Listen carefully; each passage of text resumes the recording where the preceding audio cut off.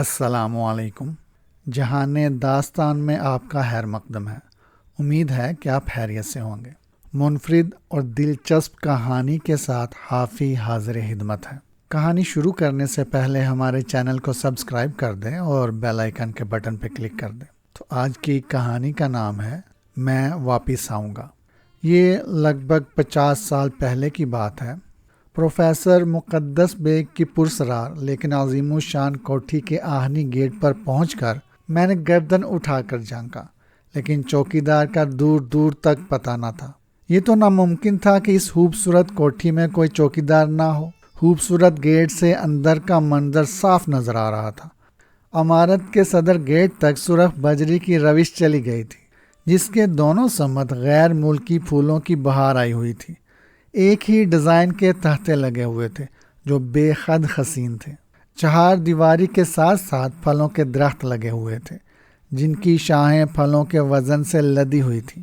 انتہائی حسین منظر تھا، لیکن مجھے اس وقت صرف چوکیدار کی ضرورت تھی جو دروازہ کھول دے، کیونکہ میں تھکن سے چور چور تھا۔ 5 میل کی چڑھائی معمولی بات نہیں تھی۔ یہ فاصلہ میں نے پیدل طے کیا تھا۔ نہ جانے ان سائنسدانوں کو ویرانوں کا خبط کیوں ہوتا ہے، لیکن بہرحال یہی خبط میری ملازمت کا باعث تھا، ورنہ پروفیسر مقدس بیگ کے اشتہار کے امیدوار یہاں پہنچ جاتے جو مجھ سے قابل اور اس ملازمت کے زیادہ اہل ہوتے۔ لیکن اس ویرانے میں جہاں آنے کے لیے کوئی سواری نہیں مل سکتی تھی، کون آتا؟ بھلا ہو میرے ایک بزرگ کرم فرما کا جو میری 3 سال کی بیکاری سے واقف تھے۔ انہوں نے ہی مجھ سے مقدس بیگ کا ذکر کیا تھا۔ وہ خود بھی اٹامک انرجی کمیشن میں ایک اچھے عہدے پر فائز تھے۔ انہوں نے مجھے ملازمت کے لیے بہت سے سفارشی خط دیے تھے، لیکن میری بدقسمتی ہر جگہ میرا استقبال کرتی، اور پورے 3 سال کی سخت تگ و دو کے بعد میں کوئی ملازمت حاصل نہیں کر سکا تھا۔ ان بزرگ سے اکثر میری ملاقات ہوتی رہتی تھی۔ کوئی رشتہ داری نہیں تھی، بس یوں ہی شناسائی ہو گئی تھی، لیکن وہ بھی میرے لیے پریشان رہتے تھے۔ اکثر انہوں نے میری مالی مدد کرنے کی کوشش کی، لیکن بس بچپن ہی سے لاوارث ہوں، کوئی پرسان حال نہیں ہے۔ پھر نہ جانے کہاں سے خودداری کا یہ مادہ پیدا ہو گیا تھا۔ کسی کی مدد قبول نہیں کی تھی۔ اکثر 3 وقت کے فاقے بھی کرنے پڑتے تھے۔ چنانچہ میں نے صرف ان کی محبت قبول کی، اور اسی بات نے بزرگ کو مجھ پر حد سے زیادہ مہربان کر دیا۔ اس شام بھی میں حسب معمول انہیں سلام کرنے گیا تھا۔ ان کے ساتھ چائے پی رہا تھا کہ انہیں کچھ یاد آ گیا۔ ناصر میاں، وہ اپنے محسوس انداز میں بولے، تمہیں بیکار ہوئے کتنا وقت گزر گیا؟ الحمدللہ پورے 3 سال، میں نے جواب دیا۔ میرا خیال ہے 3 سال کی بیکاری تو ملازمت کی طلب کو خوب چمکا دیتی ہے۔ میری طلب سے تو ایک عالم منور ہے جناب۔ نہ جانے یہ روشنی ان دفاتر تک کیوں نہیں پہنچتی جن کے چکر لگاتے لگاتے میرا قد چھوٹا ہو گیا ہے۔ میرے بزرگ دوست ہنس پڑے، پھر بولے، میرا خیال ہے تم پروفیسر مقدس بیگ کے ہاں چلے جاؤ۔ پچھلے 1 ماہ میں وہ 10-11 اشتہار دے چکے ہیں۔ کل کے اخبار میں بھی ان کا اشتہار ہے، جس کا مطلب ہے کہ ابھی تک انہیں آدمی نہیں مل سکا۔ تھوڑی سی تکلیف تو ہوگی، لیکن ملازمت ضرور مل جائے گی۔ پروفیسر مقدس بیگ، وہ جنہیں پرائیویٹ سیکٹری کی ضرورت ہے، میں نے کہا۔ ملازمتوں کے اشتہارات سے میں بلا کیوں نہ واقف ہوتا۔ ہاں وہی، لیکن جناب میں ان کی شرائط پر پورا نہیں اتر سکتا۔ وہ اشتہار عجیب ہے۔ شریف، نجیب الطرفین، دراز قد، تندرست و توانا، خوش پوش، خوش شکل، نظریں جھکا کر بات کرنے والا، کسی بات کو فوراً سمجھ لینے والا۔ مجھے تو وہ اشتہار ایک لطیفہ معلوم ہوتا ہے جو اخبار والے دلچسپی کے لیے گاہے گاہے شائع کرتے ہیں، میں نے جواب دیا۔ یہ بات نہیں ہے، وہ لطیفہ نہیں، ایک حقیقت ہے۔ پروفیسر مقدس بیگ کو میں بھی جانتا ہوں۔ افسر اور ماتحت کے مراسم ہیں، کبھی ان سے بے تکلف ہونے کا موقع نہیں ملا، تاہم ان کی شخصیت میری نگاہ میں ہے۔ تھوڑے سے سنکی ہیں، اور یہ سنکی بے پناہ قابلیت کا عطیہ ہے۔ خود بھی خاندانی آدمی ہے، اس لیے ذرا ان باتوں کا خیال رکھتے ہیں۔ دل کے بہت اچھے، بظاہر سخت، لیکن اندر سے بے حد نرم انسان ہیں۔ میرا خیال ہے تم یہ ملازمت حاصل کرنے میں ضرور کامیاب ہو جاؤ گے، لیکن ان کی شرائط، تم اس سلسلے میں خود کو نااہل کیوں سمجھتے ہو؟ تمہارا قد دراز ہے، ماشاءاللہ اچھے ہاتھ پیروں کے مالک ہو، باقی معاملات تم خود اپنے بارے میں نہیں جان سکتے۔ میں واقف ہوں، ہمت کرو، پہنچ جاؤ، زیادہ سے زیادہ جواب مل جائے گا۔ میں تو تیار ہوں، میں نے کہا، بس تو پھر کل روانہ ہو جاؤ، تھوڑی سی تکلیف ہوگی، ان کی کوٹھی شہر سے 5 میل دور ہے، ظاہر ہے روزانہ آنے جانے کا سلسلہ تو رہے گا نہیں، کبھی کبھی شہر آؤ گے تو گاڑی مل جائے گی، بس یہاں سے کوٹلہ جاؤ اور وہاں سے پھر پیدل سفر کرو، کوئی حرج نہیں ہے، آپ کا حکم ہے تو کوشش کر لیتا ہوں، میں نے کہا، اور دوسرے دن میں نے تیاریاں مکمل کر کے سفر شروع کر دیا اور پھر وہاں سے اس طرف چل پڑا۔ پروفیسر کی کوٹھی کا حدود اربا ان بزرگ سے معلوم کر لیا تھا، اسی لیے آسمان سے قریب اس عمارت تک پہنچنے میں کوئی دقت نہیں ہوئی، لیکن اس آہنی گیٹ کے دوسری طرف کوئی چوکیدار وغیرہ نہیں تھا، حالانکہ اس ویرانے میں تو مسلح چوکیدار کی شدید ضرورت تھی۔ میری سمجھ میں نہیں آیا کہ کیا کروں، بغیر کسی کو آواز دیے اور اطلاع کیے اندر جانا مناسب نہیں ہے۔ جانے کیوں مجھے کوٹھی کی خاموشی عجیب سی لگی، ٹانگیں جواب دے رہی تھی، جسم پسینہ پسینہ تھا، دل چاہ رہا تھا کہ کسی مناسب جگہ بیٹھ جاؤں، منہ ہاتھ دھوؤں اور تھوڑی دیر کسی ہوادار جگہ آرام کروں، لیکن حالانکہ گھر نہیں آیا تھا، ملازمت کے لیے آیا تھا، اس لیے ہمت سے کام لینا تھا۔ کوئی ہے؟ بالآخر میں نے آواز دی، لیکن کوئی جواب نہ ملا، کوئی ہوتا تو جواب دیتا۔ میں نے پریشانی سے چاروں طرف دیکھا، تب میری نگاہ پھاٹک کے ستون میں لگے ہوئے ایک چوڑے سے چکور بٹن پر پڑی، یقیناً کال بیل بٹن تھا۔ میں نے ایک گہری سانس لی اور بٹن پر انگلی رکھ دی۔ کوئی آواز نہیں سنائی دی، لیکن صرف چند سیکنڈ اس کے بعد اچانک آہنی دروازہ خود بخود کھل گیا اور اس کے ساتھ ہی ایک باری مردانہ آواز سنائی دی، تشریف لائیے۔ میں اچھل پڑا، میں نے چاروں طرف دیکھا، لیکن وہ نظر نہیں آیا جس نے مجھے اندر آنے کی دعوت دی تھی۔ ابھی میں پاگلوں کی طرح چاروں طرف دیکھ ہی رہا تھا کہ آواز پھر سنائی دی، اندر تشریف لے آئیے جناب۔ اس بار میں نے آواز کی سمت کا اندازہ کیا اور پھر ایک گہری سانس لی۔ دوسرے ستونوں میں ایک چھوٹا سپیکر دیوار میں نصب تھا، آواز اسی سے ابھری تھی۔ میں نے متخیر انداز میں اس سپیکر کو دیکھا، بہرحال ایک سائنسدان کا مکان ہے، کوئی جدت تو ہونی چاہیے، چنانچہ میں کھلے ہوئے دروازے سے اندر داخل ہو گیا۔ سرخ بجری پر چلتے ہوئے میں اس پرسرار مکان کے بارے میں غور کر رہا تھا۔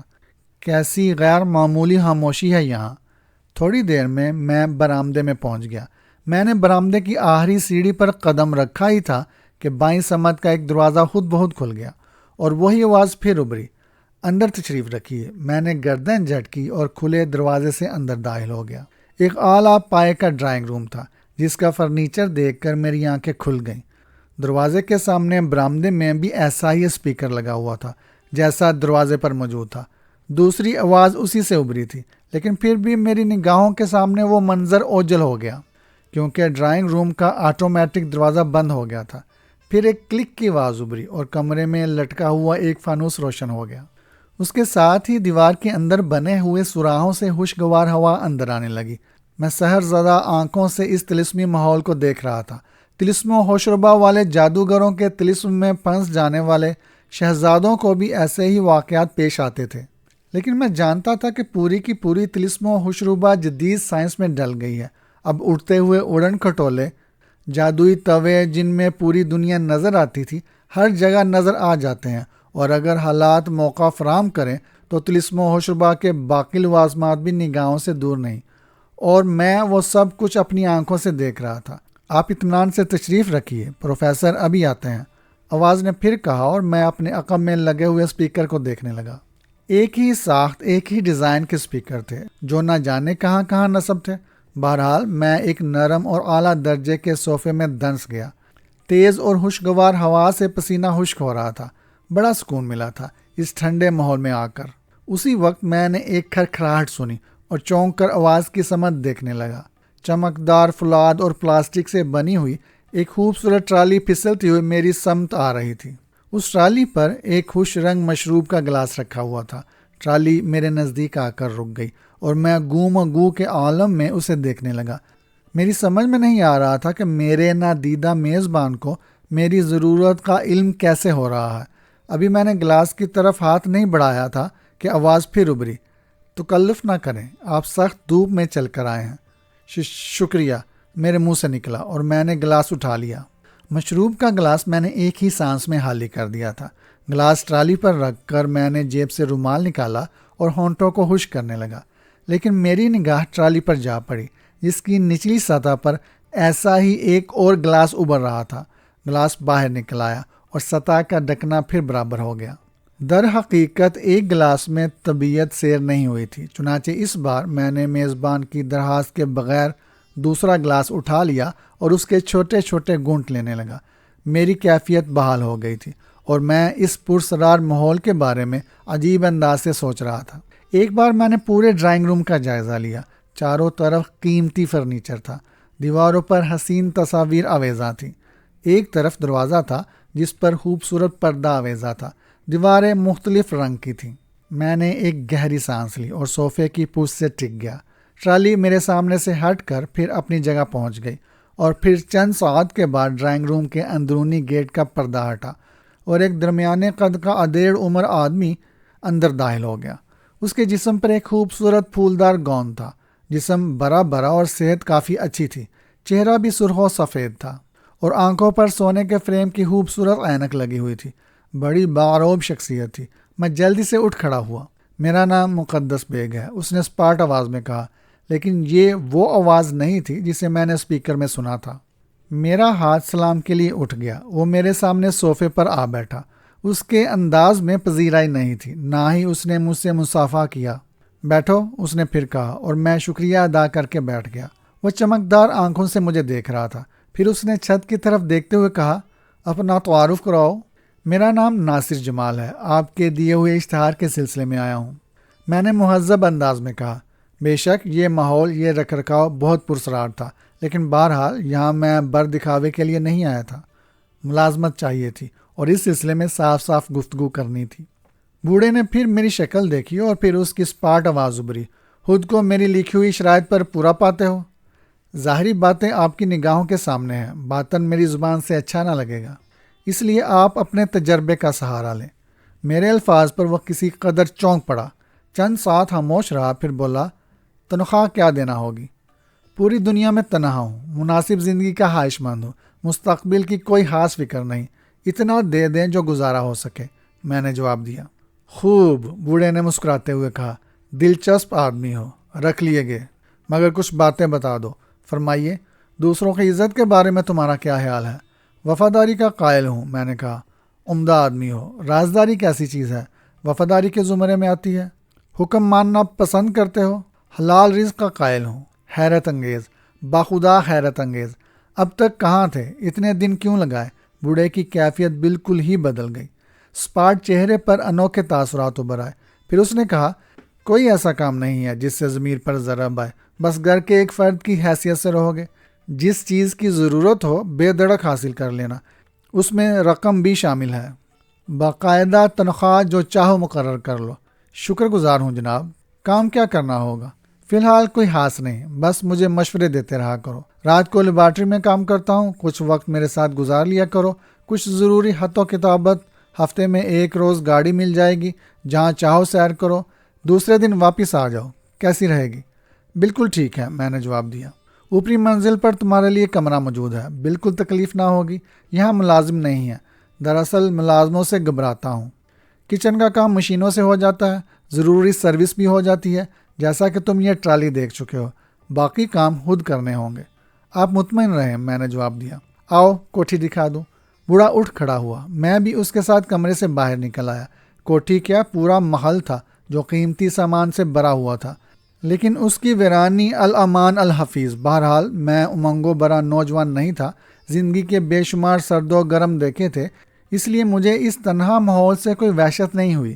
البتہ میں نے فیصلہ کر لیا کہ کچھ کتابیں ضرور خرید لوں گا۔ حالانکہ پروفیسر مقدس کی لائبریری بھی شاندار تھی، لیکن ممکن ہے مجھے ان نایاب کتابوں کے استعمال کی اجازت نہ ہو۔ پھر میں کوئی کام ایسا نہیں کرنا چاہتا تھا جس سے پروفیسر کو کوفت ہو۔ میرے لیے یہ ملازمت بڑی اہمیت رکھتی تھی۔ پروفیسر نے مجھے کوٹھی کا ایک حصہ دکھایا اور پھر بولا، اس دوسرے حصے کی طرف جانے کی اجازت نہیں، اس کی خلاف ورزی کبھی نہیں کرنا۔ آؤ اب لیبارٹری دکھا دوں۔ میں نے گردن ہلا دی اور دل میں فیصلہ کر لیا کہ پروفیسر کے حکم کی خلاف ورزی نہیں کروں گا۔ تھوڑی دیر کے بعد ہم لیبارٹری میں تھے۔ اس سائنسی لیبارٹری کو دیکھ کر بھی میں دنگ رہ گیا۔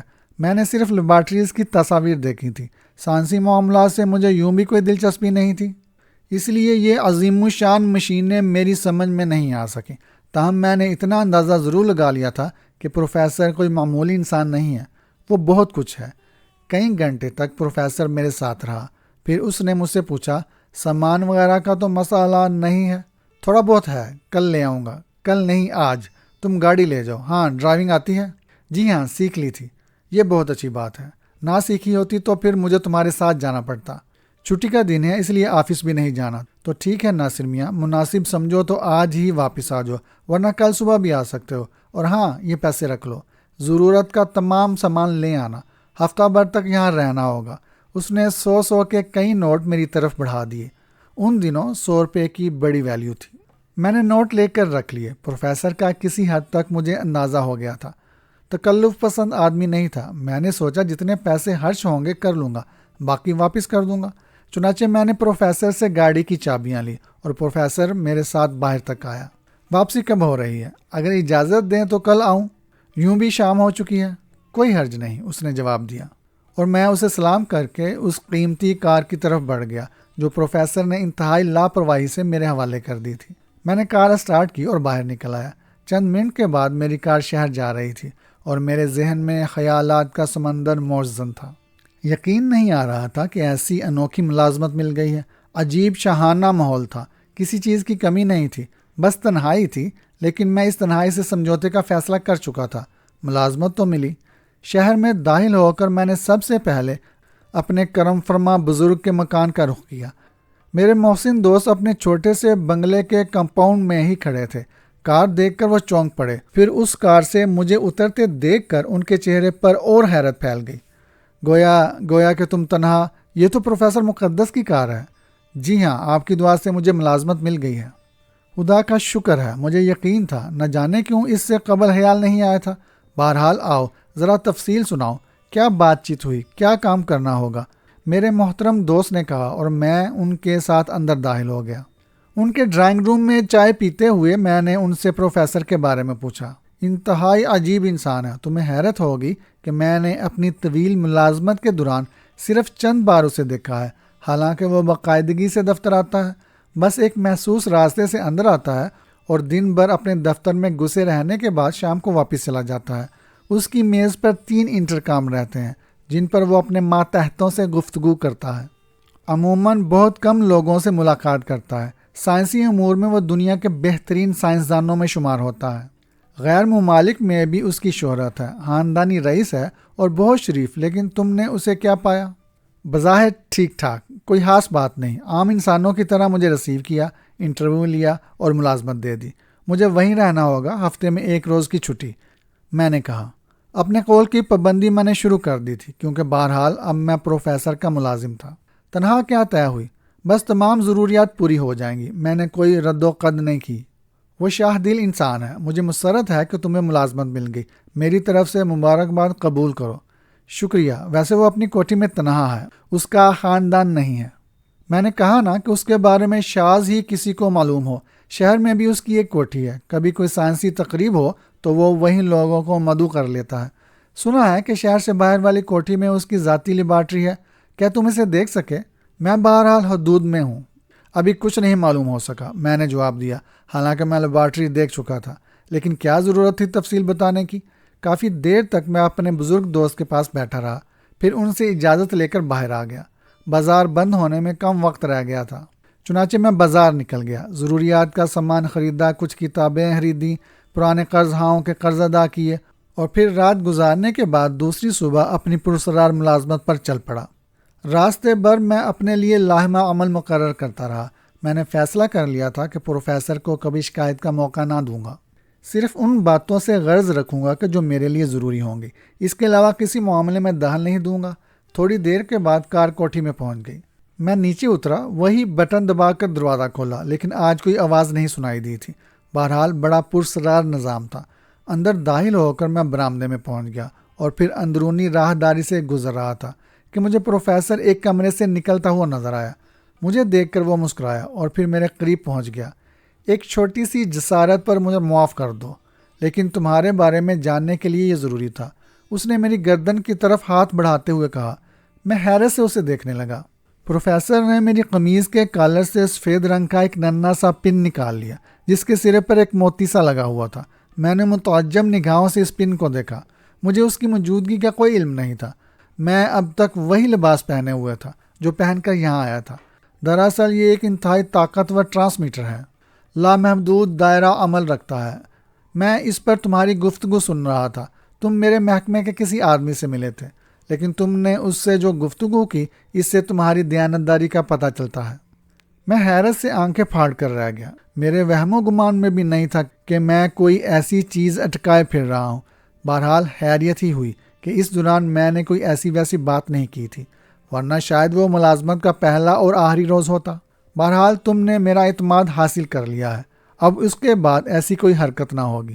کیا تم نے میری یہ حرکت معاف کر دی ہے؟ آپ میرے بزرگ بھی ہیں جناب، اور مجھے خوشی ہے کہ اس طرح مجھے آپ کا اعتماد حاصل ہو گیا۔ آؤ، پروفیسر نے دوستانہ انداز میں میرا ہاتھ پکڑا اور پھر ہم ایک کمرے میں پہنچ گئے۔ پروفیسر نے یہاں بھی ایک ٹرالی کے ذریعے چائے منگوائی اور پھر چائے کے دوران مجھ سے میرے بارے میں گفتگو کرتا رہا۔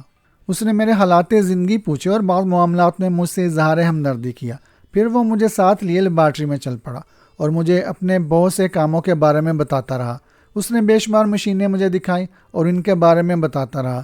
پھر دوپہر کا کھانا اس نے میرے ساتھ ہی کھایا۔ اس کے بعد وہ مجھے میرے کمرے تک پہنچانے آیا۔ میرا لایا ہوا سامان اس نے دیکھا، میری خریدی ہوئی کتابوں پر میرے ذوق کو سراہا اور پھر پلٹتے ہوئے بولا، اب آرام کرو ناصر میاں، کل ہی ملاقات ہو سکے گی۔ ہاں، یہ بٹن دیکھ رہے ہو؟ اس نے دیوار میں لگے ہوئے بٹنوں کی طرف اشارہ کرتے ہوئے کہا، یہ تمہاری ضرورت کا سامان فراہم کریں گے۔ دراصل میں انسانوں سے گھبراتا ہوں، اور پھر میرا کام ایسا ہے جس کے لیے مکمل رازداری کی ضرورت ہوتی ہے۔ ملازموں کی بھیڑ میں رازداری برقرار نہیں رکھی جا سکتی، اس لیے میں نے سخت محنت کر کے ایسی مشینیں ترتیب دی جن سے ملازموں کی کسر پوری ہو سکے۔ یہ مشینیں کچن میں کھانا تیار کرتی ہیں، اسے ہم تک پہنچانے کی ذمہ داری بھی انہی کی ہے۔ وہی مکان کی صفائی کرتی ہیں، وہی گارڈن کی دیکھ بھال کرتی ہیں، اور شاید تمہیں یہ سن کر حیرت ہو کہ وہی چوکی داری اور لیبارٹری کے محافظ کا کردار ادا کرتی ہیں۔ کوئی غلط انسان نہ کوٹھی میں داخل ہو سکتا ہے، نہ لیبارٹری کی طرف کسی بری نیت سے جا سکتا ہے۔ تم ان مشینوں کو دیکھو گے تو تمہیں ان کی کارکردگی معلوم ہو جائے گی۔ اچھا، مجھے اجازت؟ پروفیسر نے گردن ہم کی اور باہر نکل گیا۔ میں اس دروازے کی طرف دیکھتا رہ گیا جس سے پروفیسر نکل کر گیا تھا۔ حالانکہ یہاں کئی گھنٹے گزر چکے تھے، لیکن میں ابھی تک خود کو اس پرسار مکان کے ماحول میں ضم نہیں کر سکا تھا۔ مجھے عجیب سا محسوس ہو رہا تھا۔ میں سوچ رہا تھا کہ مجھے اس عجیب مکان میں مشینوں کے ساتھ زندگی گزارنی ہوگی۔ کیا میں اس ماحول سے اکتا نہیں جاؤں گا؟ لے دے کر صرف پروفیسر کی شخصیت ہے، جو دن میں دفتر ہوگا، شام کو بھی اس سے رسمی سی ملاقات ہوگی، کوئی کام نہیں، کوئی مصروفیت نہیں ہوگی۔ کیسے وقت گزرے گا؟ لیکن بہرحال وقت گزارنا تھا۔ کچھ بھی ہو، ملازمت ملازمت ہے، بڑی مشکل سے ملی تھی۔ اب اگر پروفیسر مجھ سے کوئی خاص کام نہیں لیتا تو یہ اس کی مرضی ہے، میں تو سب کچھ کرنے کے لیے تیار ہوں۔ رہا مشینوں کا سوال تو فی الحال یہ میرے لیے دلکش تھی۔ میں نے زندگی میں یہ سب کچھ نہیں دیکھا تھا۔ پھر ہفتے کی چھٹی ہوگی اور میں پورا دن شہر میں گزاروں گا۔ الجھنے کی ضرورت نہیں ہے، مجھے پروفیسر سے مکمل تعاون کرنا چاہیے اور خود کو اس ماحول میں ضم کر لینا چاہیے۔ ایسی ملازمت دوسری نہیں مل سکتی تھی۔ چنانچہ میں نے لباس تبدیل کیا۔ میری خوابگاہ سے ملحقہ باتھ روم بھی تھا، جس میں میں نے منہ ہاتھ دھویا اور پھر بستر پر آ گیا۔ کتابیں میں نے بستر کے برابر شیلف میں سجائیں اور ایک رسالہ اٹھا کر اس کی ورق گردانی کرتا رہا۔ نگاہیں رسالہ پر تھی، لیکن دماغ پروفیسر میں الجھا ہوا تھا۔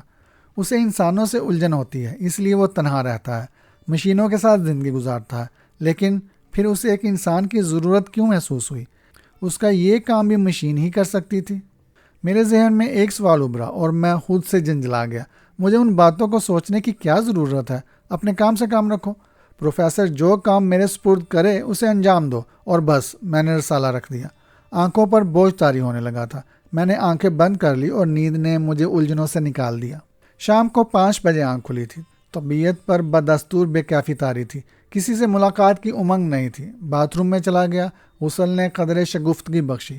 لباس تبدیل کر کے واپس آیا۔ چائے کی ضرورت محسوس ہو رہی تھی۔ پروفیسر کے الفاظ یاد آئے اور دیوار کے قریب پہنچ گیا۔ میں نے ایک بٹن دبا دیا۔ کوئی رد عمل نہیں ہوا، لیکن یہ صرف میرا خیال تھا۔ ابھی میں دیوار کے نزدیک سے ہٹا بھی نہیں تھا کہ میرے کمرے کی ایک دیوار کسی صندوق کے ڈھکنے کی طرح دوسری طرف گھوم گئی اور اس کے عقب سے ایک ٹرالی کمرے میں داخل ہوئی، جس پر چائے کے برتن اور ڈرائی فروٹس کی پلیٹیں سجی ہوئی تھی۔ ٹرالی میرے نزدیک آ کر رک گئی اور دیوار گھوم کر برابر ہو گئی۔ میں پھٹی پھٹی آنکھوں سے اس جادو نگری کو دیکھ رہا تھا۔ در حقیقت بے جان میزبان میری سمجھ سے باہر تھا۔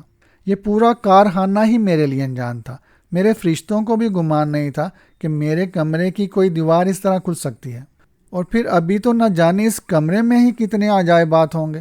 ممکن ہے یہ مسحری جس پر میں سوتا رہا ہوں فضا میں پرواز کی قوت رکھتی ہو، ممکن ہے سامنے والی میز برق رفتار گھوڑے کی مانند دوڑ سکتی ہو، کیا کہا جا سکتا ہے۔ ہاں، ان تمام چیزوں سے پروفیسر کی سائنسی قوتوں کا اندازہ بخوبی ہوتا تھا۔ نہ جانے اس تنہا انسان نے یہ سب کچھ کیسے بنایا ہوگا۔ ٹرالی بدستور میرے سامنے رکھی تھی، خوبصورت کیتلی کے باریک سے سوراخ سے بھاپ کی لکیر بلند ہو رہی تھی اور چائے کی سوندھی خوشبو اڑ رہی تھی۔ میں نے ایک گہری سانس لی اور پھر اپنے لیے چائے بنانے لگا۔ نمکین بادام چائے کے ساتھ بہت لذیذ معلوم ہوئے، اور چائے کے گھونٹ لیتے ہوئے میں اپنے ذہن کو درست کرنے کی کوشش کرتا رہا۔ کچھ بھی ہو جائے، ملازمت تو مجھے کرنا ہی ہے۔ اس طلسم خانے سے فرار ممکن نہیں۔ زندگی کے 3 کٹھن سال میرے سامنے تھے، چنانچہ یہاں زندگی گزارنے کے لیے ضروری ہے کہ ان عجائبات پر حیرت کرنا چھوڑ دی جائے، ہر چیز کو ممکن سمجھا جائے۔ میں نے مصمم ارادہ کر لیا کہ اب خود کو سنبھال لوں گا اور صرف اپنے کام سے کام رکھوں گا۔ چنانچہ چائے کی خالی پیالی ٹرالی پر رکھنے کے بعد میں اٹھ کھڑا ہوا۔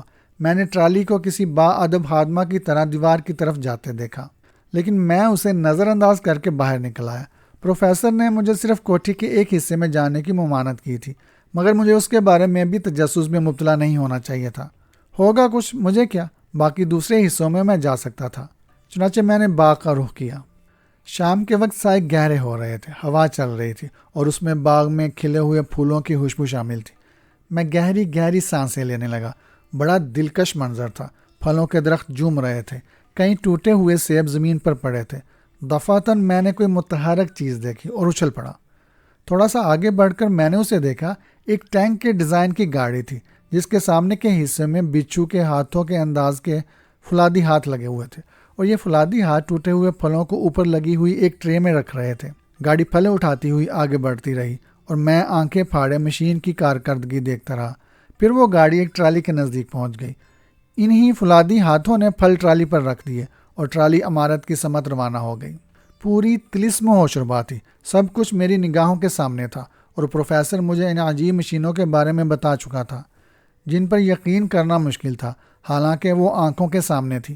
بس ایسا محسوس ہوتا تھا جیسے پوشیدہ انسان ان مشینوں میں موجود ہو اور خفیہ طور پر یہ سب کچھ کر رہا ہو۔ مشین ایک جگہ کھڑی ہوگی، اب اس میں کوئی تحریک نہیں تھی، گویا اس کا کام ختم ہو گیا تھا۔ میں ایک طرف بڑھ گیا۔ اس مشین کے قریب جانے اور اسے نزدیک سے دیکھنے کی خواہش میرے دل میں ضرور جاگی تھی، لیکن میں اس کے قریب جانے کی ہمت نہیں کر سکا۔ تھوڑے فاصلے پر ایک خوبصورت حوض تھا جس کے کنارے سفید سنگ مرمر کی خوبصورت بینچیں پڑی ہوئی تھیں۔ حوض میں رنگین مچھلیاں تیر رہی تھیں۔ ان جانداروں کو دیکھ کر نہ جاننے کیوں مجھے خوشی کا احساس ہوا۔ میں بینچ پر بیٹھ گیا، اور بینچ پر بیٹھنے کے بعد میرے ذہن میں ایک احمقانہ خیال آیا، یہ مچھلیاں بھی اصلی ہیں یا نہیں؟ لیکن پھر اپنے اس خیال پر میں خود ہی مسکرا پڑا۔ مچھلیاں بہرحال اصلی تھیں۔ حوض کے کنارے بینچ پر بیٹھا میں مچھلیوں کو تیرتے دیکھتا رہا۔ پھر جب رات کی سیاہی پھیل گئی تو وہاں سے اٹھ گیا اور اپنے کمرے میں آ گیا۔ رات کا کھانا منگوانے کی مجھے ضرورت نہیں پیش آئی تھی۔ اسی دیوار کے دوسری طرف سے ایک ٹرالی آئی تھی اور اس پر لذیذ کھانے چنے ہوئے تھے۔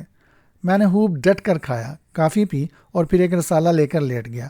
میں مختلف انداز سے ذہن کو تسلیاں دے رہا تھا، خود کو دلچسپ کہانیوں میں گم کرنے کی کوشش کر رہا تھا، لیکن ذہن کے بے شمار گوشوں سے بہت سے سوالات ابھر رہے تھے۔ میں ان سوالات سے الجھ رہا تھا۔ نہ جانے کس طرح رات کٹی، ہر آہٹ پر آنکھ کھل جاتی تھی اور میں پاگلوں کی طرح آنکھیں پھاڑنے لگتا تھا۔ دوسری صبح پروفیسر کا پیغام ایک مائک پر ملا۔ مائک میرے کمرے کی دیوار میں ہی نصب تھا۔ کہا گیا کہ پروفیسر ناشتے کے کمرے میں میرا انتظار کر رہے ہیں۔ میں غسل سے فارغ ہو کر لباس تبدیل کر چکا تھا، ناشتے کے کمرے میں پہنچ گیا جہاں پروفیسر میرا منتظر تھا۔ اس نے ایک نفیس سوٹ پہن رکھا تھا اور کافی باروب نظر آ رہا تھا۔ رات کیسی گزری؟ اس نے مسکراتے ہوئے پوچھا۔ ابھی الجھنوں کا شکار ہوں، یہ سب کچھ میرے لیے عجیب ہے، میں نے صاف گوئی سے کہا۔ بے شک عجیب ہوگا، کوئی بھی اس پورے کارنامے کو عجیب کہے گا، بس یہ میری فطرت ہے ناصر میاں۔ میں نے انسانوں کی کسر ان مشینوں سے پوری کر لی ہے، لیکن الجھنا بے سود ہے۔ میں ایک شریف آدمی ہوں، کوئی مجرم نہیں ہوں، کوئی جرم نہیں کر رہا، کسی جرم میں تمہیں اپنا ساتھی نہیں بنانا چاہتا، تمہاری زندگی کو کوئی خطرہ نہیں ہے، کسی تجربے کے لیے تمہیں استعمال نہیں کرنا چاہتا۔ تم اگر چاہو تو پولیس کو اس ملازمت کی اطلاع دے دو اور کہہ دو کہ اگر تمہاری زندگی کو کوئی حادثہ پیش آئے تو پروفیسر مقدس بیگ کی گردن ناپی جائے۔ اس کے بعد تمہارے لیے کوئی الجھن باقی نہیں رہتی۔ ہاں، خود کو تنہائی کا عادی بنانا ہوگا، وہ بھی چند روز کے لیے، پھر میں تمہارا کام تمہارے سپرد کر دوں گا اور میرا خیال ہے تم مطمئن ہو جاؤ گے۔ بڑی معقول گفتگو تھی۔ اس کے بعد کسی وسوسے کو ذہن میں جگہ دینا گدھا پن تھا۔ چنانچہ میں نے کہا، میں معذرت ہوں جناب کہ آپ کو ایسے انداز سے سوچنا پڑا۔ میرے دل میں کوئی وسوسہ نہیں ہے، آپ مطمئن رہیں، میں بہت جلد خود کو اس ماحول کا عادی بنا لوں گا۔ شکریہ۔ ہاں، کچھ ضروری خطوط تمہارے کمرے میں پہنچ جائیں گے، ان کے جواب تیار کر لو۔ عام سے خطوط ہیں، تمہیں دقت نہ ہوگی۔ ٹائپ رائٹر تمہارے کمرے کے برابر والے کمرے میں موجود ہے، خطوط ٹائپ کر لینا، کل میں انہیں پوسٹ کر دوں گا۔ بہت بہتر، میں نے کہا۔ ناشتے کے بعد پروفیسر مقدس اٹھ گئے۔ اس نے مجھ سے مصافحہ کیا اور چلا گیا۔ میں بھی باہر نکل آیا تھا، اور پھر جب پروفیسر مقدس کی کار تمام پہاڑی راستوں سے گزرتی ہوئی نگاہوں سے اوجھل ہو گئی تو میں ایک ٹھنڈی سانس لے کر واپس چل پڑا۔ اب اس لقو دق کوٹھی میں میں تنہا تھا، تنہائی کھائے جا رہی تھی، لیکن میں خود کو تسلیاں دے رہا تھا۔ میں خطرے میں نہیں ہوں، بلکہ ایک شاندار ملازمت ہاتھ آئی ہے۔ پھر میں اپنے کمرے میں واپس چلا گیا۔ اندر ایک ٹرالی موجود تھی جس پر 4-5 خطوط پڑے ہوئے تھے۔ میں نے خطوط اٹھائے، لفافے کھولے اور انہیں ایک ایک کر کے پڑھنے لگا۔ پروفیسر کے مداحوں کے خط تھے، کچھ بیرونی ممالک سے آئے تھے جن میں اس کی توصیف کی گئی تھی۔ بہرحال ایک بھی خط ایسا نہیں تھا جس کا جواب دینے کے لیے پروفیسر کی ضرورت ہو۔ میں تمام خطوط سمیٹے ہوئے دوسرے کمرے میں آ گیا۔ یہ کمرہ بھی کوٹھی کی روایت سے الگ نہیں تھا۔ اس میں ایک خوبصورت رائٹنگ ٹیبل پڑی تھی جس پر ایک اعلیٰ کوالٹی کا ٹائپ رائٹر موجود تھا۔ میں میز کے سامنے پڑی ہوئی کرسی پر بیٹھ گیا، دراز کھول کر کاغذ نکالے، پہلے ایک ایک خط کے جواب کا ڈرافٹ بنایا، پورے اطمینان سے اس میں کاٹ چھانٹ کرتا رہا، اور پھر انتہائی مناسب ڈرافٹ بنا کر میں نے ٹائپ شروع کر دی۔ ٹائپ چھوڑے ہوئے کافی عرصہ گزر چکا تھا، اسپیڈ زیادہ نہیں تھی، بہرحال تیز رفتاری کی ضرورت بھی نہیں تھی۔ اطمینان سے ٹائپ کرتا رہا اور اس مشغلے میں سب کچھ بھول گیا، تنہائی وغیرہ کا کوئی احساس نہ رہا۔ اور پھر اچانک کمرے میں ایک آواز ابھری، 1 بج چکا ہے جناب، براہ کرم کھانے کے کمرے میں تشریف لے آئیے۔ اور میں چونک پڑا، وہی مشینی آواز تھی۔ خوب، تو یہ انتظام بھی ہے۔ اور پھر مجھے کھانے کے کمرے میں بلایا گیا تھا، گویا گھر کے ایک فرد کی حیثیت تھی۔ ابھی صرف 3 خط ٹائپ ہوئے تھے۔ میں نے غور کیا تو واقعی مجھے بھوک لگ رہی تھی۔ بہرحال وہاں سے اٹھ کر میں اپنے کمرے میں آیا، باتھ روم میں منہ ہاتھ دھویا اور کھانے کے کمرے میں پہنچ گیا۔ یہاں ایک بڑی ٹرالی میز کی طرح لگی ہوئی تھی، اس کے سامنے کرسیاں پڑی تھیں، ٹرالی پر قابیں موجود تھی جن سے اشتہا انگیز بپکے اٹھ رہے تھے۔ میں نے ایک کرسی گھسیٹ لی اور پھر کھانے میں مصروف ہو گیا۔ ٹھیک 5:30 بجے پروفیسر واپس پہنچ گیا۔ میں نے مسکرا کر اس کا استقبال کیا اور وہ مسکراتا ہوا کار سے اترا۔ رات کا کھانا ہم دونوں نے ساتھ کھایا اور پھر پروفیسر مجھے آرام کا مشورہ دے کر لیبارٹری میں پہنچ گیا۔ تقریباً 15 دن ہونے والے تھے۔ اب اس ماحول سے کوئی اجنبیت محسوس نہیں ہوتی تھی۔ آہستہ آہستہ میں مکمل طور سے اس کا عادی ہو گیا۔ ہفتہ کے دن شہر آیا تھا، خوب تفریحات کی، کافی اخراجات کیے، نئی کتابیں اور رسالے خریدے، اور پھر اتوار کی شام کو واپس کوٹھی پہنچ گیا۔ اور یہ اتوار کی رات ہی کی بات ہے۔ پروفیسر حسب معمول رات گئے تک مجھ سے گفتگو کرتا رہا تھا۔ اس نے مجھ سے پوچھا تھا کہ کیا میں بلیئرڈ سے واقف ہوں۔ میں بلیئرڈ کھیلنا نہیں جانتا تھا، چنانچہ پروفیسر نے مجھ سے کہا کہ وہ مجھے بلیئرڈ سکھائے گا تاکہ شام کا کچھ وقت اچھا گزرے۔ اس نے بتایا کہ کوٹھی میں بلیئرڈ روم ہے، اس حصے میں جو میں نے دیکھا نہیں ہے۔ میں نے اس وقت بھی پروفیسر سے کوٹھی کے اس حصے کے بارے میں کچھ نہیں پوچھا تھا، اور اس بات پر پروفیسر میری کافی قدر کرتا تھا۔ اس نے ایک دن کہا تھا کہ میں ایک نیک نفیس اور وعدے کا پابند نوجوان ہوں، اور میری اس بات کی وہ بہت عزت کرتا ہے۔ بہرحال ہاسی رات گئے، پروفیسر اٹھ کر چلا گیا تھا اور میں آرام کرنے لیٹ گیا۔ اب میرے ذہن میں کسی قسم کے خیالات نہیں آتے تھے، میں اس زندگی کا عادی ہو گیا تھا، اور اب بستر پر لیٹنے کے فوراً بعد مجھے نیند آ جاتی تھی۔ چنانچہ اس رات بھی مجھے نیند آ گئی، لیکن میری نیند پکی نہیں ہوئی تھی کہ اچانک میرے کانوں میں ایک نسوانی چیخ گونج اٹھی۔ بڑی دل دوز چیخ تھی۔ میری آنکھیں کھل گئیں، میں اپنی سماعت کا تجزیہ کرنے لگا، یہ وہم تھا لیکن اسی وقت دوسری چیخ سنائی دی اور میں اچھل پڑا۔ دوسری چیخ عالم ہوش میں سنی تھی، اس لیے شبہ کا سوال ہی پیدا نہیں ہوتا تھا۔ میں نے جلدی سے سلیپر پہنے اور دروازے کی طرف لپکا۔ دوسرے لمحے میں دروازہ کھول کر باہر نکل آیا۔ تیسری چیخ ایک قہقہے کی شکل میں تھی، نسوانیت سے بھرپور آواز، بڑا وحشیانہ قہقہہ تھا۔ پھر رونے کی آواز سنائی دی، اور اب مجھے آواز کی سمت کا اندازہ ہو گیا تھا۔ میرے قدم تیزی سے اس طرف بڑھے اور ٹھٹک گئے۔ آوازیں اسی حصے سے آ رہی تھی جو ممنوع تھا۔ میں اس ذہنی ہیجان کے باوجود ادھر نہیں جا سکتا تھا، چنانچہ میں اپنی جگہ کھڑا رہ گیا۔ اسی وقت میں نے اپنے پیچھے دوڑتے ہوئے قدموں کی آہٹ سنی اور میں نے پلٹ کر دیکھا، وہ پروفیسر تھا جو بری طرح دوڑ کر آ رہا تھا۔ میرے قریب پہنچ کر وہ رک گیا۔ میں نے وعدے کی پابندی کی ہے پروفیسر، میں نے آہستہ سے کہا۔ اپنے کمرے میں جاؤ بیٹے، اپنے کمرے میں جاؤ، پروفیسر نے لرزتی آواز میں کہا اور پھر اس طرف دوڑا چلا گیا جہاں سے آوازیں آ رہی تھیں۔ میرا ذہن پھر انتشار کا شکار ہو گیا تھا۔ بمشکل تمام میں خود کو یہاں کے ماحول میں ضم کر سکا تھا۔ میں یہاں کی ہر چیز سے مانوس ہو گیا تھا، لیکن یہ نئی بات، یہ نسوانی آواز کس کی تھی؟ اس کا مطلب ہے کہ کوٹھی کے اس پراسرار حصے میں کوئی انسانی وجود ہے، کوئی اور جاندار وہاں موجود ہے، لیکن کون؟ اور اس کا کیا راز ہے؟ پروفیسر کی ہدایت مجھے یاد آ گئی۔ ان حالات کے باوجود میں پروفیسر کے احکامات کی تعمیل کرنا چاہتا تھا۔ ہوگا کوئی پروفیسر کا راز؟ مجھے یہاں ملازمت کرنی تھی، جاسوسی نہیں۔ چنانچہ میں اپنے کمرے میں واپس آ گیا، لیکن نیند اڑ گئی تھی۔ ذہن میں طرح طرح کے خیالات آ رہے تھے۔ پروفیسر ابھی تک ایک نیک انسان ثابت ہوا تھا، اس کی کوئی اخلاقی کمزوری علم میں نہیں آئی تھی، لیکن اس وقت کچھ برے خیالات ذہن میں آ رہے تھے۔ ممکن ہے پروفیسر بیڑ کی کھال میں بیڑیا ہو، ممکن ہے کوٹھی کا دوسرا حصہ اس کی شکارگاہ ہو جہاں کنواریوں کی عصمت دری کی جاتی ہو، ممکن ہے ایک نقاب اتارنے کے بعد پروفیسر کچھ اور نظر آتا ہو۔ بے شمار خیالات، لیکن ایسی حالت میں اگر ایک بھی بات درست ہے تو میرا کردار کیا ہونا چاہیے؟ کہیں میں کسی جنجال میں نہ پھنس جاؤں۔ جوں جوں میں سوچتا رہا، الجھتا رہا، وقت گزرتا گیا، کوئی فیصلہ نہیں کر پا رہا تھا۔ ذہن تھا کہ بس نہ جانے اس نے پروفیسر کو کون کون سے روپ دیے تھے۔ تقریباً 1 گھنٹہ گزر گیا، اس کے بعد کوئی آواز نہیں سنائی دی۔ میں نے ایک ٹھنڈی سانس لی اور پھر کرسی سے اٹھ کر بستر پر جانے کا ارادہ کر رہا تھا کہ دروازے پر نگاہ پڑی اور میں اچھل پڑا۔ پروفیسر دروازے سے لگا کھڑا تھا۔ میں جلدی سے کھڑا ہو گیا۔ پروفیسر کے کھڑے ہونے کا انداز بہت مظلومانہ تھا۔ وہ ایک تھکے ہوئے بے بس انسان کی طرح کھڑا تھا۔ میں اس کے قریب پہنچ گیا۔ تشریف لائیے پروفیسر۔ نہ جانے کیوں اچانک سب کچھ بھول کر میرے دل میں ہمدردی کا جذبہ جاگ اٹھا۔ میں نے اس کا بازو پکڑا اور اندر لے آیا، پھر میں نے اسے مسہری پر بٹھا دیا۔ پروفیسر کی گردن جھکی ہوئی تھی۔ کیا بات ہے پروفیسر؟ کیا آپ کی طبیعت خراب ہے؟ میں نے پھر پوچھا۔ ناصر، پروفیسر کی لرزتی آواز ابھری، میری مدد کر سکتے ہو بیٹے؟ میں ایک پریشان انسان ہوں، میں ایک ستم زدہ باپ ہوں بیٹے، میں ایک بے بس انسان ہوں جو بہت کچھ ہوتے ہوئے بھی کچھ نہیں ہے، میں اتنا کچھ رکھتے ہوئے بھی اپنی مظلوم بچی کو خوشیاں نہیں دے سکتا، میری مدد کر سکتے ہو بیٹے؟ پروفیسر کی آواز میں ایسا غم پنہاں تھا کہ میرا دل پھٹنے لگا۔ لیکن پروفیسر، باپ بیٹی، یہ سب کچھ میری سمجھ میں نہیں آتا۔ تاہم میں نے جلدی سے کہا، میں آپ کے لیے جان دے سکتا ہوں پروفیسر، پورے اعتماد سے یہ بات کہہ رہا ہوں، آپ حکم دیں، میں تعمیل کروں گا۔ بتائیے پروفیسر، میں آپ کے لیے کیا کر سکتا ہوں؟ میں نے پورے وثوق سے کہا۔ پروفیسر کی در انگیز آواز نے میرے ذہن سے تمام شبہات دور کر دیے تھے۔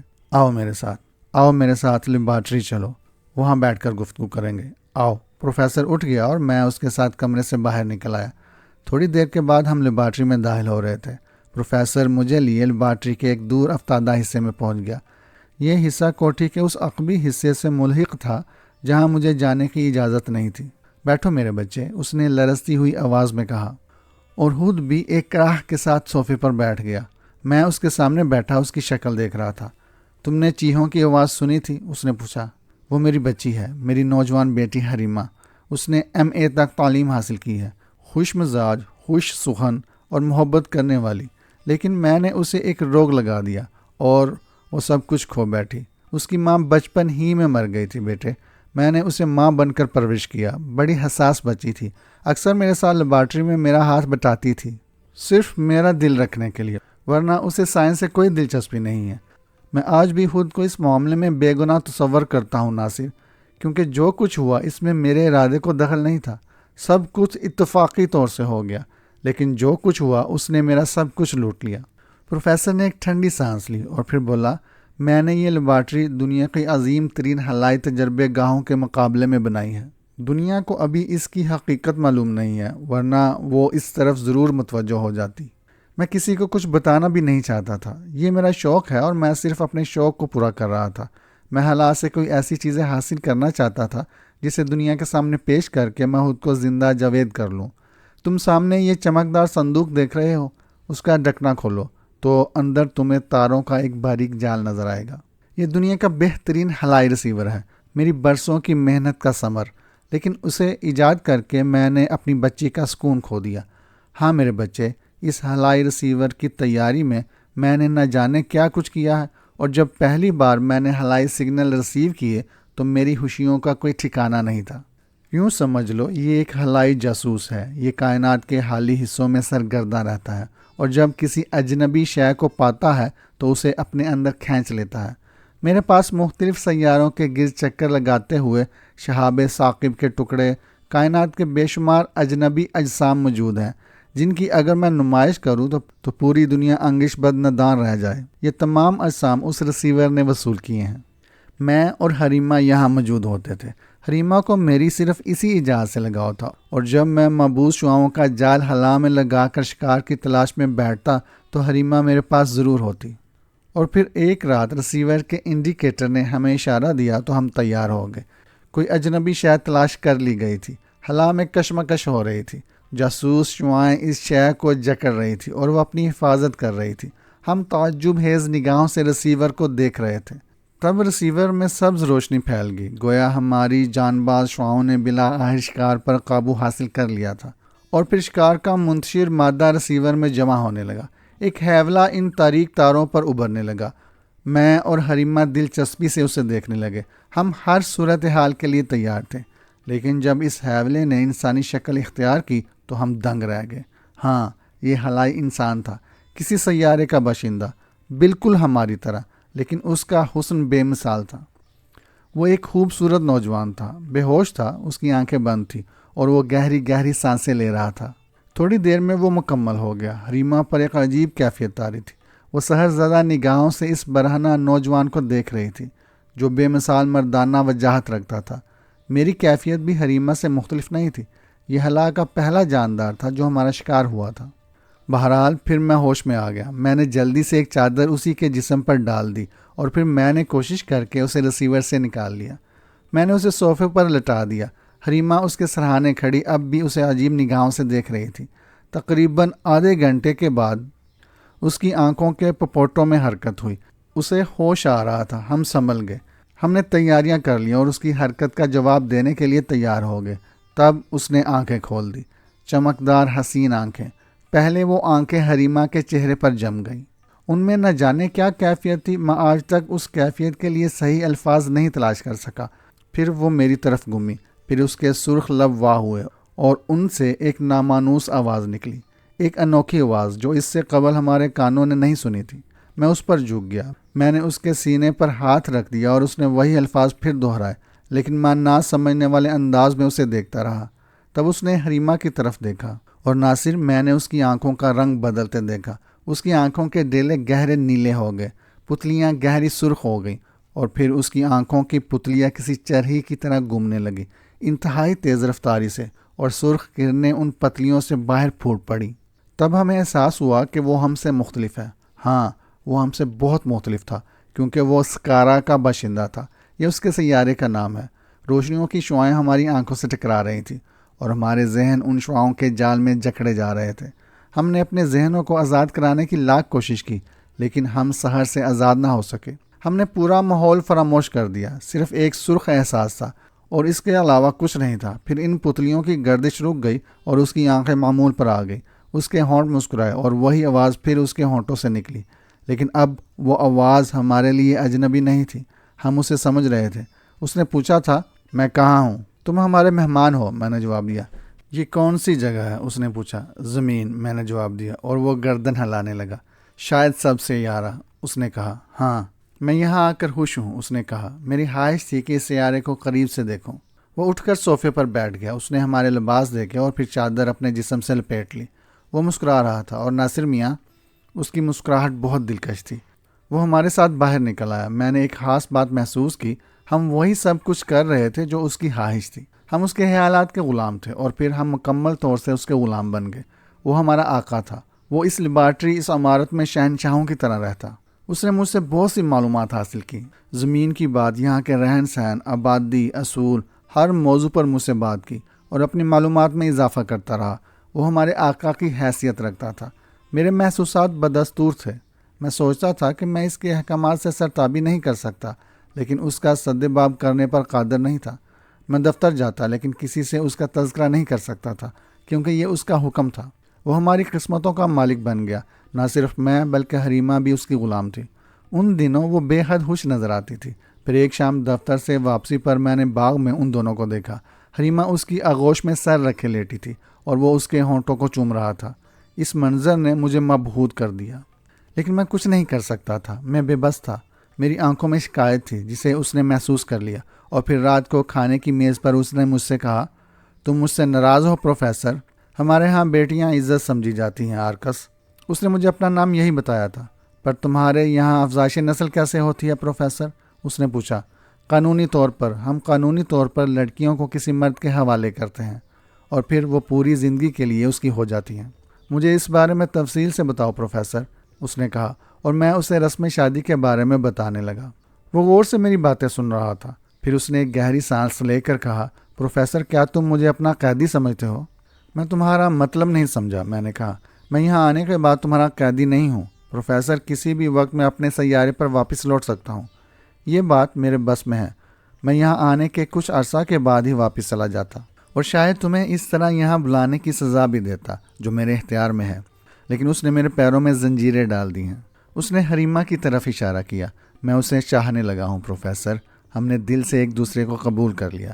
یہی وجہ ہے کہ میں یہاں سے نہیں جا سکا، حالانکہ اپنی دنیا سے اتنے دنوں تک غائب رہنا میرے لیے مشکل ہے۔ میری خواہش ہے پروفیسر کہ تم اسے قانون کے مطابق میرے حوالے کر دو۔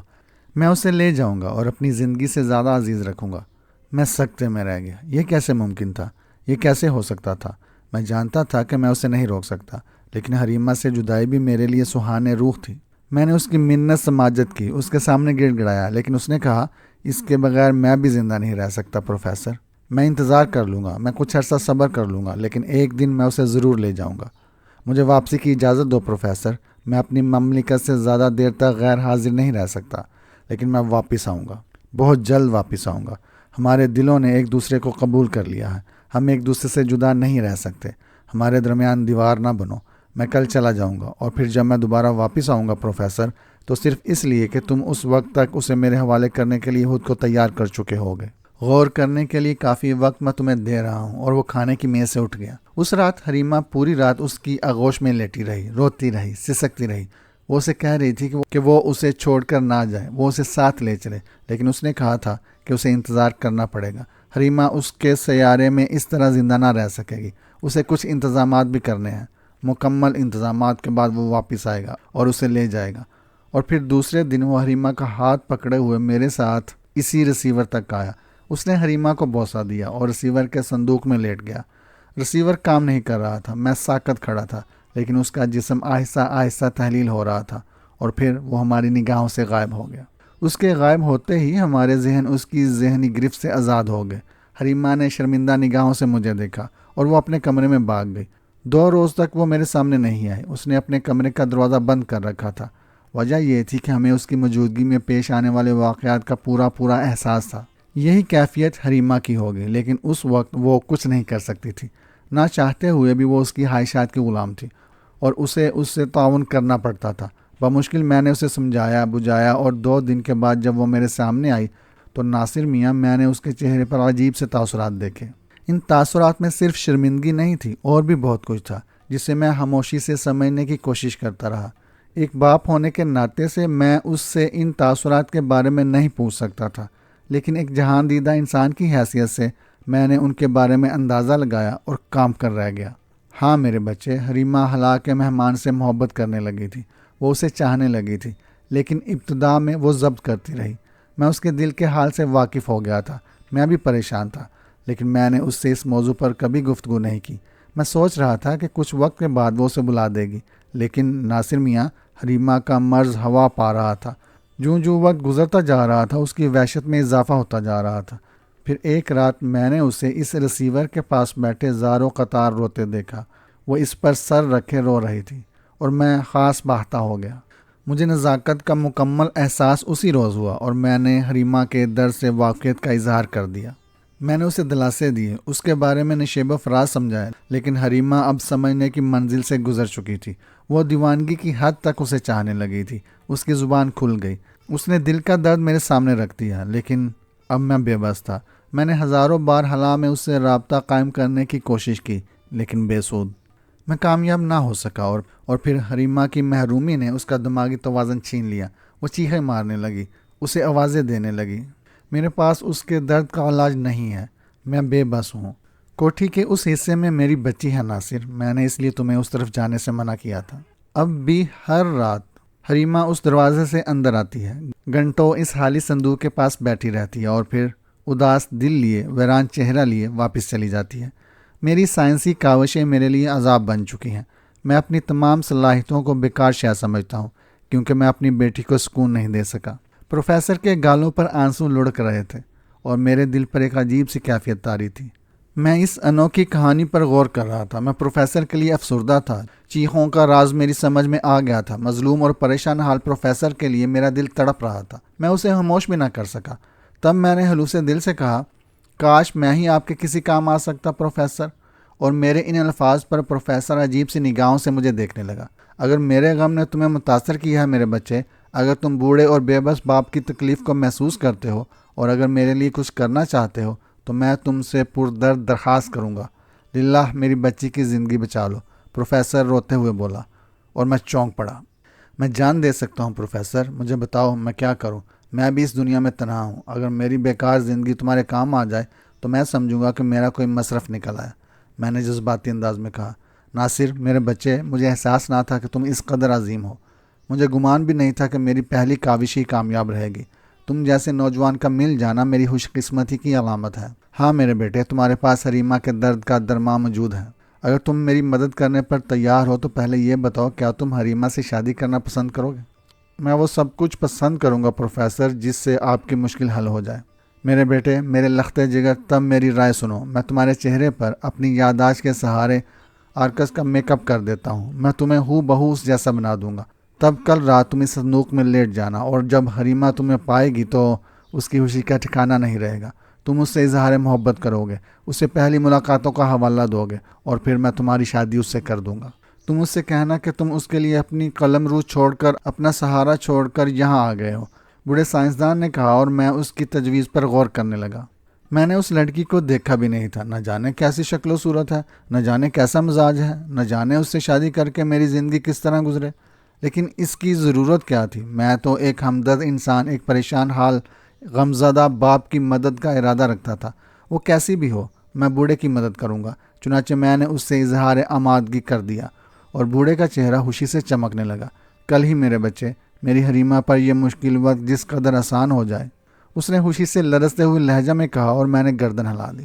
دوسرے دن بوڑھے پروفیسر مقدس بیگ نے دفتر سے بھی چھٹی کر ڈالی۔ دن بھر وہ میرے ساتھ لیبارٹری میں رہا۔ اس نے مجھے وہاں کے بارے میں ایک ایک تفصیل بتائی اور پھر شام کو وہ میرے چہرے پر میک اپ کرنے لگا۔ اس فن میں اسے کافی دسترس تھی۔ وہ 2 گھنٹے تک میرے چہرے پر مصروف رہا، پھر مزید 2 گھنٹے اس نے صرف کیے۔ ان 4 گھنٹوں کے بعد اس نے مجھ پر آخری تنقیدی نگاہ ڈالی۔ وہ بہت مطمئن تھا اور اس نے آئینہ میرے سامنے رکھ دیا۔ میں اپنی شکل دیکھ کر حیران رہ گیا۔ ایک عجیب سا پرسرار حسن تھا جس کی دلکشی سے انکار نہیں کیا جا سکتا تھا۔ میں نے حیرت کی گہری سانس لی۔ آنے والے وقت کے خیال سے میرا دل دھڑک رہا تھا۔ خاصی دیر پروفیسر میرے ساتھ رہا، پھر وہ مجھے آخری ہدایت دے کر لیبارٹری سے چلا گیا۔ میرے ذہن میں خیالات کا طوفان امڑ رہا تھا۔ ان خیالات میں لذتیں بھی تھیں۔ نہ جانے کس طرح میں نے وقت گزارا۔ بہرحال میں خود کو اس پورے ڈرامے کے لیے تیار کر رہا تھا اور پھر میں پروفیسر کے بتائے طریقے کے مطابق اس صندوق نما ریسیور میں لیٹ گیا۔ ٹھنڈے تار فوم کے گدوں کی طرح نرم تھے۔ میں اس میں لیٹ کر حلا کے بارے میں سوچنے لگا۔ نہ جانے میرے ذہن میں کیسے کیسے خیالات تھے۔ بہرحال وقت گزرتا رہا اور پھر میں نے لیبارٹری کے اندرونی حصوں میں قدموں کی چاپ سنی اور ڈھکنا بند ہونے کا بٹن دبا دیا۔ صندوق کا ڈھکن بند ہو گیا لیکن اندر گھٹن نہیں تھی اور پھر قدموں کی چاپ میرے نزدیک آ گئی۔ میں نے آنکھیں بند کر لی، پھر ڈھکن کھلا اور اس کے ساتھ ہی ایک نسوانی چیخ سنائی دی، آرکس، آرکس، آرکس، تم واپس آ گئے، تم واپس آ گئے میرے محبوب۔ وہ صندوق ہی میں گھس آئی۔ وہ میرے سینے سے منہ رگڑ رہی تھی، وہ میری آنکھوں سے آنکھیں مل رہی تھی۔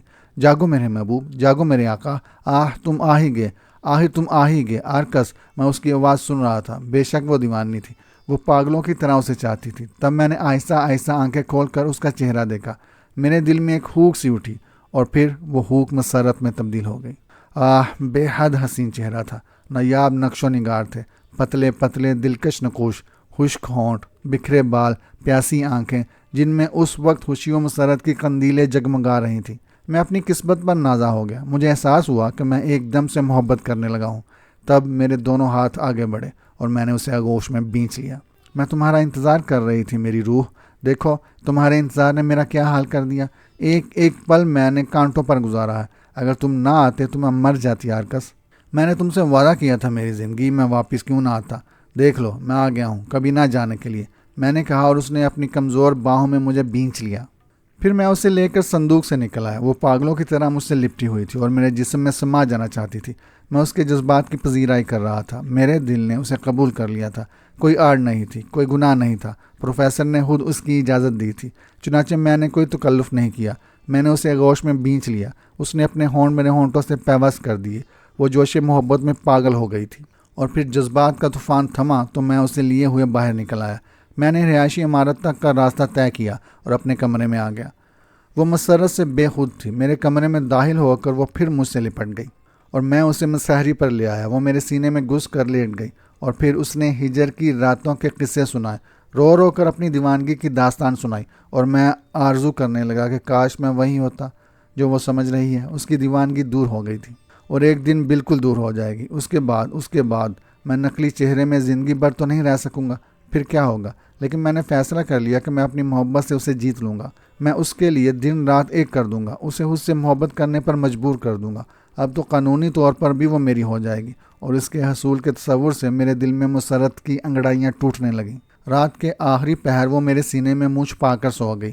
میں ساری رات جاگتا رہا۔ پھر دوسری صبح میں اس کے ساتھ ناشتے کے کمرے میں گیا۔ پروفیسر نے مجھے دیکھ کر خوب اداکاری کی تھی۔ وہ حریمہ کی حالت دیکھ کر بے حد مسرور ہوا تھا۔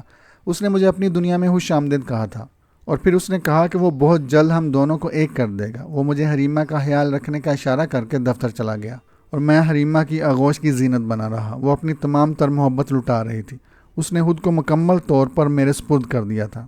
مجھے اپنی دنیا میں کب لے چلو گے آرکس؟ اس نے مخمور انداز میں پوچھا۔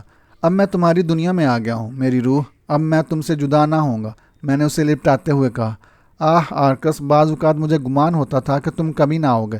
اگر تم نہ آتے آرکس تو میں رو رو کر مر جاتی۔ کیوں نہ آتا میری زندگی؟ مجھے تمہارے بغیر کب سکون تھا؟ میں نے کہا۔ حریمہ بہت مسرور رہی۔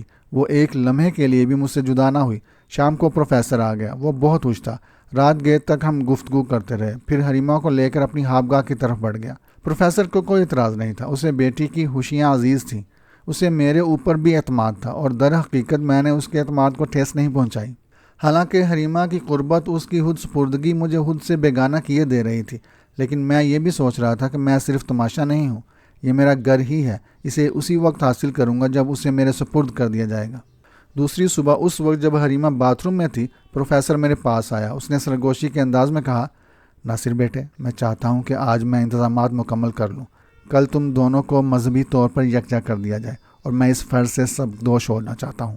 اس کے بعد تم حریمہ کو شہر لے جانا اور سیر و تفریح کرنا۔ اور پروفیسر خاموش ہو گیا۔ جو حکم جناب، میں نے سر جھکا کر کہا، اور پروفیسر میری پشت تھپ تھپا کر واپس چلا گیا۔ یہ دن بھی پہلے دن کی طرح گزرا۔ حریمہ پوری کوٹھی میں میرے ساتھ کلیلیں کرتی پھر رہی تھی۔ میں نے پہلی بار اسے دیکھا تھا، خشک ہونٹ، ویران آنکھیں، الجھے بال، لیکن اس وقت میں اور اب میں بہت تبدیلی تھی۔ صرف 2 دن اس کا اصلی روپ واپس لے آئے تھے۔ وہ تر و تازہ ہو گئی تھی۔ کاش اس کی یہ مسرتیں قائم رہیں، میں سوچ رہا تھا۔ بس دل اندر سے ایک خوف سا محسوس کرتا رہتا تھا، لیکن میں جانتا تھا کہ یہ خوف بے معنی ہے۔ حریمہ کو اپنانے کے بعد آہستہ آہستہ میں خود اسے سب کچھ بتا دوں گا۔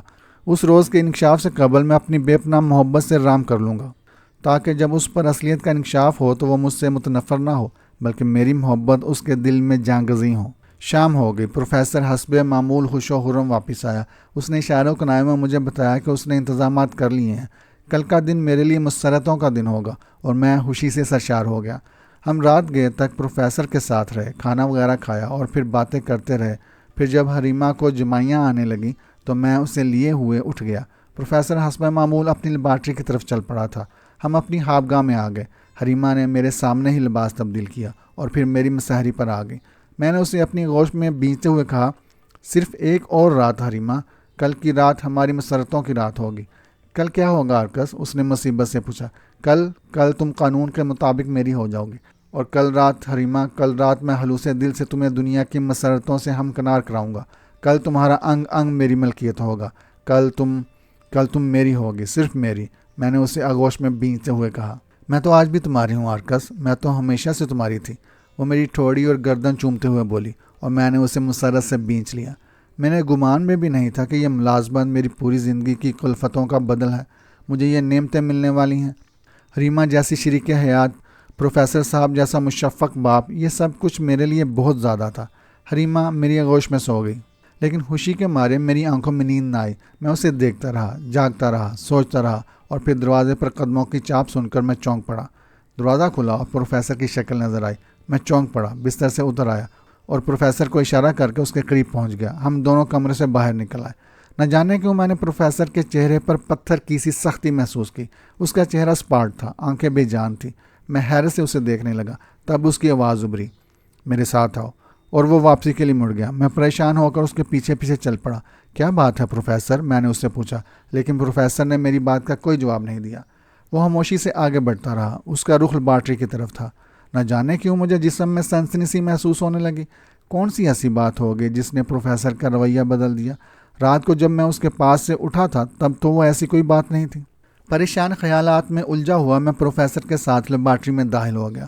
پروفیسر کا رخ لیبارٹری کے اس حصے کی طرف تھا جہاں وہ صندوق نما ریسیور موجود تھا۔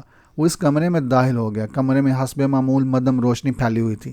میں حیران سا اس کے پیچھے اندر پہنچ گیا۔ تب میں نے کمرے کے بیچوں بیچ کسی اور وجود کو محسوس کیا۔ میری نگاہیں اس پر پڑی اور میرا دل دہل کر رہ گیا۔ وہ میرا ہم شکل تھا، وہ تھا جس کی شکل میں اختیار کیے ہوئے تھا، لیکن اس کی آنکھوں کے ڈیلے نیلے تھے اور ان میں سرخ پتلیاں کسی چرخی کی طرح گھوم رہی تھیں۔ میرا ذہن ان پتلیوں سے نکلنے والی سرخ شعاؤں میں جکڑ گیا اور آہستہ آہستہ میرے پورے جسم پر سکتہ طاری ہو گیا۔ میں اپنی مرضی سے جنبش بھی نہیں کر سکتا تھا۔ تب اس کی آواز میری سماعت سے ٹکرائی۔